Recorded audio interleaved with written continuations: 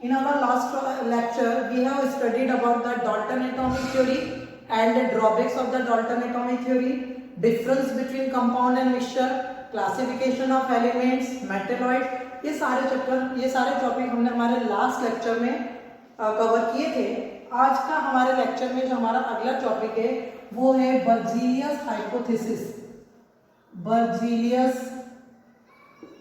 Hypothesis. Berzelius hypothesis. This hypothesis or this law was given by Berzelius. Berzelius ने अपनी hypothesis में Dalton atomic theory और गै-लुसाक्स law of combining volume, इन दोनों laws को combine करके एक नया जनरलाइजेशन दिया। डाल्टन एटॉमिक थ्योरी में मेन फोकस एटम की प्रॉपर्टीज पर किया गया था और गै-लुसाक वॉल्यूम में हमने गैसेस के रेशियो के बारे में स्टडी किया था। तो बर्जीलियस ने Gay-Lussac's law of combining volume of gases और डाल्टन एटॉमिक थ्योरी को कोरिलेट करके एक जनरलाइजेशन दिया और उस जनरलाइजेशन का नाम दिया बर्जीलियस हाइपोथेसिस। उसने क्या बोला बर्जीलियस हाइपोथेसिस में? Under the similar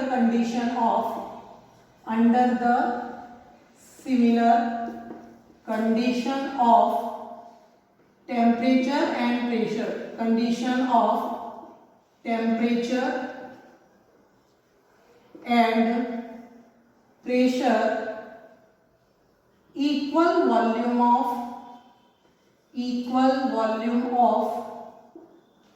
all gases contains same number of atoms, ये बर्जीलियस हाइपोथेसिस का या बर्जीलियस लॉ का स्टेटमेंट था। मैंने बोर्ड पर लिखा है, आप चाहें तो उसको जूम करके नोट भी कर सकते हैं, अदरवाइज मैं आपको पीडीएफ में भेज दूंगी इसको। क्या बोला था बर्जीलियस हाइपोथेसिस में? Under the similar condition of temperature and pressure, यानी अगर आप बहुत सारी गैसेस हैं अलग अलग कंटेनर में आपने ले रखी हैं और उन सबका टेम्परेचर सेम करके रखा है, प्रेशर आपने सेम रखा है और उनका वॉल्यूम भी आपने सेम लिया है, तो बर्जीलियस कहता है कि जब आप सब सेम वॉल्यूम वाली गैसेस को सेम टेम्परेचर और प्रेशर पर रखते हो तो उनके अंदर जो नंबर ऑफ एटम्स होते हैं वो भी क्या होते हैं? सेम हो जाते हैं। उनमें नंबर ऑफ एटम्स भी क्या रहेंगे? इक्वल रहेंगे। लेकिन बर्जीलियस का ये जो स्टेटमेंट था वो छोटी सी मिस्टेक के कारण रिजेक्ट हो गया। क्यों? क्योंकि डाल्टन ने अपने पोस्टुलेट में एक बात और कही थी, atoms does not have free existence, atom कभी भी आपको फ्रीली नहीं मिलेगा। और बर्जीलियस क्या कह रहा है कि जब आप गैस के एटम्स को साथ में नंबर ऑफ एटम सेम रहते हैं तो जब एटम एक साथ रहेंगे तो एटम आपस में जुड़कर क्या बना लेंगे? मॉलिक्यूल बना लेंगे, वो एटम्स के फॉर्म में रहेंगे नहीं। इस कारण ये बर्जीलियस का जो हाइपोथेसिस था वो क्या हो गया? रिजेक्ट हो गया। और इसके जस्ट बाद ही एवोगैड्रो नाम का साइंटिस्ट था जिससे आप बहुत अच्छे से फैमिलियर हैं, उन्होंने एवोगैड्रोस लॉ दे दिया। एवोगैड्रोस लॉ एमेडियो एवोगैड्रो ने दिया था, एमेडियो एवोगैड्रो ने दिया था। इसको हम एवोगैड्रोस लॉ कहते हैं।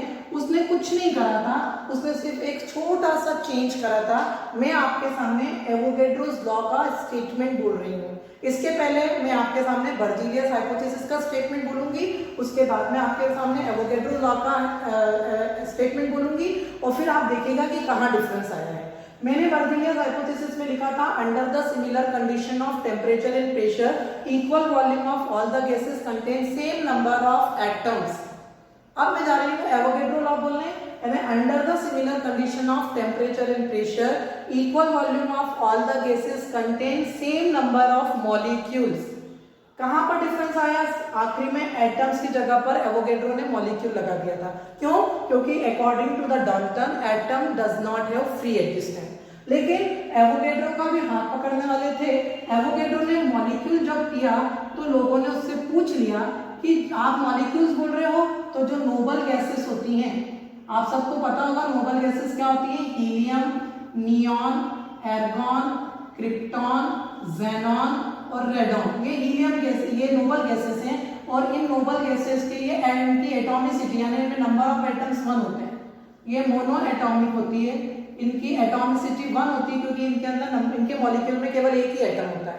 यानी हम कहें तो जो नोबल गैसेस होती है वो एटम के रूप में एग्जिस्ट होती हैं और जॉन डाल्टन कहता है कि एटम फ्रीली एग्जिस्ट ही नहीं होता है, फिर नोबल गैसेस कैसे फ्रीली एग्जिस्ट होती हैं।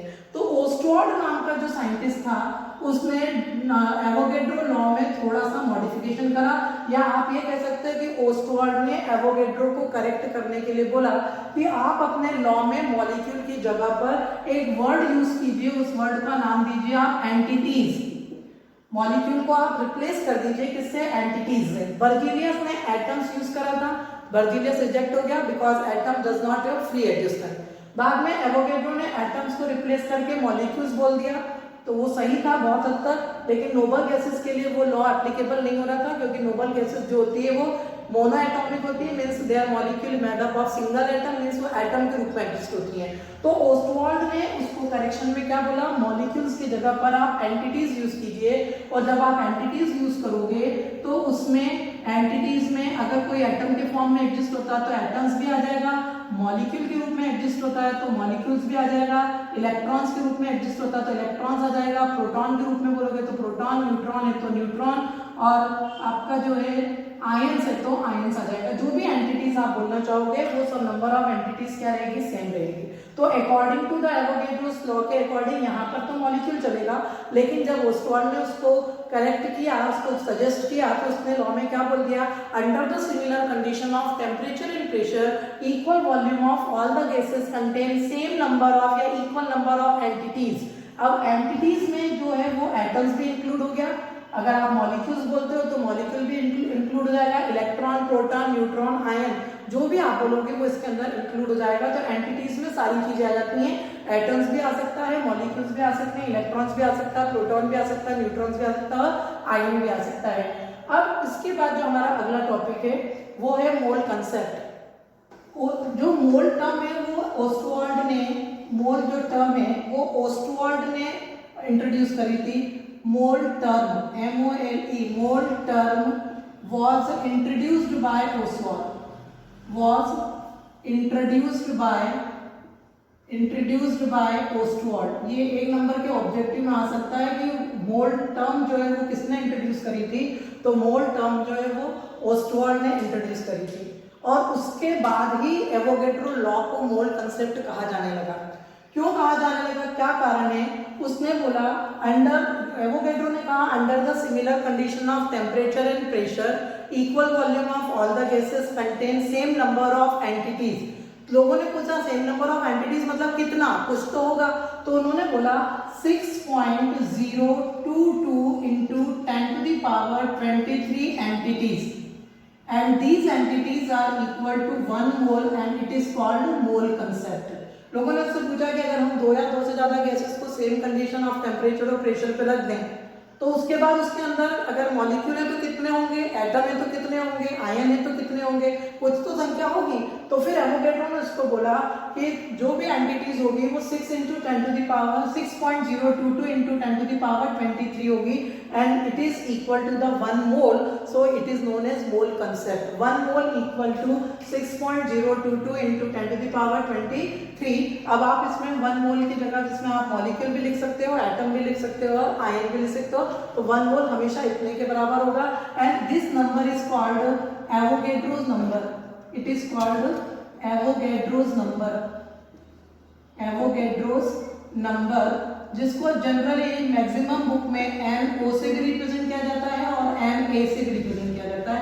बहुत सारे बुक्स में एवोगैड्रो नंबर के लिए NO सिंबल यूज होता है या NA, A फॉर एवोगैड्रो। इसी से रिलेटेड यहाँ पर एक टर्म मैं आपको पढ़ा दूं, एवोग्राम। What do you mean by एवोग्राम? एवोग्राम क्या होता है, ये एक नंबर का ऑब्जेक्टिव आता है या 2 मार्क में डेफिनेशन आती है। What is avogram? Avogram means reciprocal of the Avogadro number. जब आप एवोगैड्रो नंबर 1 को एवोगैड्रो नंबर से डिवाइड करोगे, 1 को एवोगैड्रो नंबर से डिवाइड करोगे, तो जो भी डिजिट आएगी उसको हम क्या कहेंगे, avogram means reciprocal of Avogadro number, reciprocal of Avogadro's number. Avogadro's number को हम एवोग्राम कहते हैं, means avogram will be equal to 1 upon में 6.022 into 10 to the power 23। This is called avogram. So what do you mean by 1 mole? Under the similar condition of temperature and pressure, equal volume of all the gases contains 6.022 into 10 to the power 23 entities, that which is equal to 1 mole, and it is called mole concept. 6.022 into 10 to the power 23 is called Avogadro's number. It is represented by NO or Na, and the reciprocal of the Avogadro number is called avogram. इसको हम क्या कहते हैं? Avogram कहते हैं. Now our next topic is, मैं आपको थोड़ा सा मोल से रिलेटेड चीज क्या होती है वो आपको बता दूं. अगर आपसे कोई पूछे mass of 1 mole of a gas या substance, mass of 1 mole of a substance, तो वो हमेशा उसके मॉलिक्यूलर मास के बराबर होगा. वो हमेशा उसके मॉलिक्यूलर मास के बराबर होगा. अगर कोई आपसे पूछे कि आपके पास 1 मोल ऑफ नाइट्रोजन है, 1 मोल ऑफ नाइट्रोजन गैस है, आप इसका मास बताइए, तो मास ऑफ 1 मोल ऑफ गैस जो है वो मॉलिक्यूलर मास ऑफ नाइट्रोजन के बराबर होगा.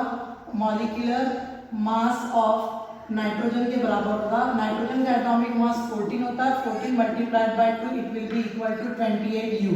Why I am putting U? U is called unified mass. यहाँ पर मॉलिक्यूलर मास की यूनिट दो होती है, एक तो U लिखा जाता है या फिर ग्राम पर मोल लिखा जाता है. यहाँ U का मतलब होता है यूनिफाइड मास. एटॉमिक मास की भी यूनिट यही होती है, मॉलिक्यूलर मास की भी यूनिट यही होगी. U मीन्स यूनिफाइड मास, या आप चाहें तो इसकी जगह पर ग्राम पर मोल भी लिख सकते हैं. एक मोल का मास ग्राम में इतना होता है. किसके बराबर होता है? Molecular mass of that substance के बराबर होता है. सिमिलरली आपसे पूछा जाए what will be the volume of 1 mole of a substance at NTP. 1 mole of N2 या substance लिख सकते हैं आप, of substance at NTP. at NTP normal temperature pressure पे कोई भी सब्सटेंस है, उसका 1 मोल है, तो उसका वॉल्यूम कितना होगा? तो that volume will be equal to 22.4 litre और 22,400 मिलीलीटर. ये 1 मोल का वॉल्यूम होता है नॉर्मल टेम्परेचर एंड प्रेशर पे, दैट इज 22.4 लीटर और 22,400 मिलीलीटर. वन मास ऑफ 1 मोल हमेशा मॉलिक्यूलर मास के बराबर होगा. तो यहाँ पर हमने एक चीज देखी, 1 मोल से रिलेटेड अगर है तो मॉलिक्यूलर मास कितना होगा? उसके मॉलिक्यूलर मास के बराबर होगा. और अगर आपसे पूछे कि मॉलिक्यूलर मास इतना है तो वॉल्यूम कितना होगा, तो वो कितना होगा? 22.4 लीटर और 22,400 millilitre. Now one term is here, molar volume. What do you mean by molar volume? Molar volume. What do you mean by molar volume? It is the volume occupied by 1 mole of a substance. एक substance का 1 मोल जितना space occupy किया करेगा वो उसका क्या कहलाएगा? Molar volume. And it is always equal to 22.4 litre और 22,400 मिलीलीटर. तो मोलर वॉल्यूम की डेफिनेशन क्या हो जाएगी? It is the volume of 1 mole of a substance, that is 22.4 litre और 22,400 milliliter. So this is the various terms or various points to be remembered related to the mole concept. Now I am giving some formula which we will use in the numericals based on the mole concept. First of all, first formula जो हम यहाँ पर note करेंगे वो है, अगर हमको किसी एटम का मास निकालना है तो mass of atom will be equal to atomic mass divided by Avogadro number. Atomic mass divided by Avogadro number. Avogadro number 6.022 into 10 to the power 23. This is the mass of atom. Okay. Second जो formula है वो है mass of a molecule. अगर आपको निकालना है mass of a molecule, एक molecule का आपको मास निकालना है तो उसके लिए फार्मूला आ जाएगा molecular mass divided bye Avogadro number. Molecular mass divided bye Avogadro number 6.022 into 10 to the power 23. उसी प्रकार अगर आपसे बोल दिया कि आपके पास कोई सब्सटेंस है, 16 ग्राम ऑफ सब्सटेंस है, तो उसके अंदर कितने नंबर ऑफ एटम्स होंगे या कितने नंबर ऑफ मॉलिक्यूल्स होंगे, तो तीसरा जो फार्मूला है वो है नंबर ऑफ एटम्स. अगर कैलकुलेट करना है, नंबर ऑफ एटम्स अगर कैलकुलेट करना है तो उसके लिए फार्मूला होता है mass divided by atomic mass और multiplied by Avogadro number. Multiplied by Avogadro number 6.022 into 10 to the power 23. यहाँ पर एक बात पर आप लोग ध्यान दीजिए, मास अपॉन एटॉमिक मास को number of moles of atoms भी कहते हैं। क्या कहते हैं? मास अपॉन एटॉमिक मास मतलब number of moles of atoms का फार्मूला यहाँ पर लग जाएगा। इसी प्रकार अगर आपसे नंबर ऑफ मॉलिक्यूल्स निकालने को कहा जाएगा तो नंबर ऑफ मॉलिक्यूल्स को निकालने के लिए फार्मूला आ जाता है number of molecules equal to mass divided by molecular mass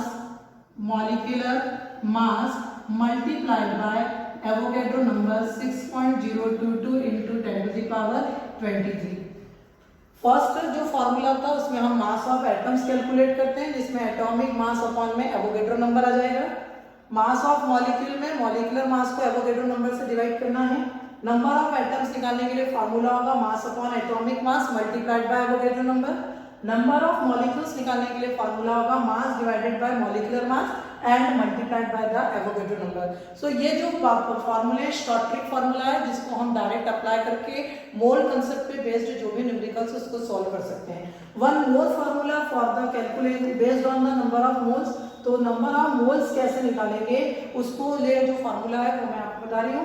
number 5 formula है number of moles equal to number of moles which is represented by n is equal to mass divided by molar mass या molecular mass divided by molar mass। तो with the help of this formula we can calculate number of moles which is represented by n। okay, so all these are the formula which I have written on the board. We will apply it in our next lecture which will be based on the numericals.